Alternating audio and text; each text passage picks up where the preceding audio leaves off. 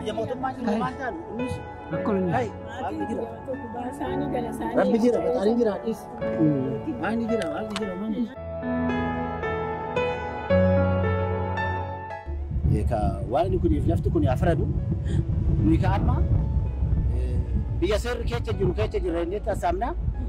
ni amma natsanati damne fiti damne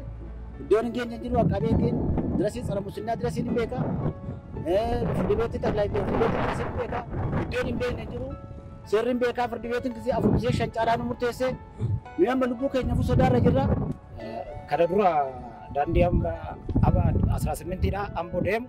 Misuma fujannee dhanii kaampii Chaayinaatiif jedhanii lafa nu harkaa fuudhan. Lafa nu harkaa fuudhanii nu deebisuu didanii nuti kana duras warra tufaa munaati Addis Ababarraa buqqaanee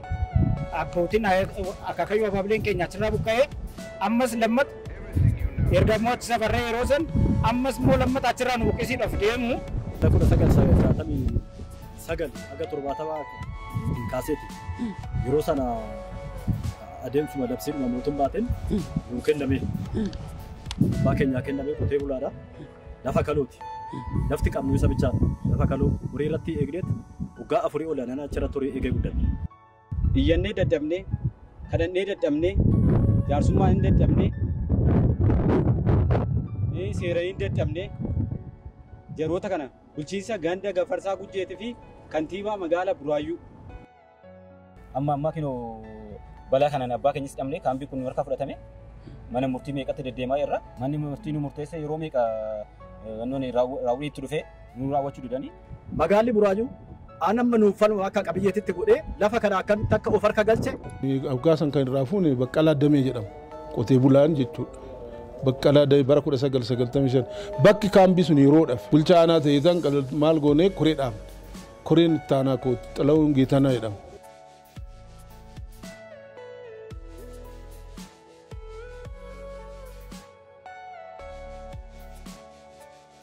Hinde bifna jenneeti malee akkanatti jarri kun namichi kun ammallee du'eera ijoollee isaallee irra akkamtu jenneetoo iyyaan. Sirni jiraachuu qofaan miti sirni namaa nuuf taphaama namoonni iddoo jiran hundattuu olaantummaa seeratti amanuudha. Kanaafuu ay baluu faatu yeroo akkasii jirayyuu ani dhimma kana hin beekun beeku taanaan maandeetii sana fudhachuun qabu irraa dhaaluun qabu irraa fudhachuun qabu. Seera hawaasni kun baafate kan mootummaan ittiin hoogganu hojiirra oolchuuf as teenya waan ta'eef qaamni kamiyyuu seera kabajuu qabaa jedha.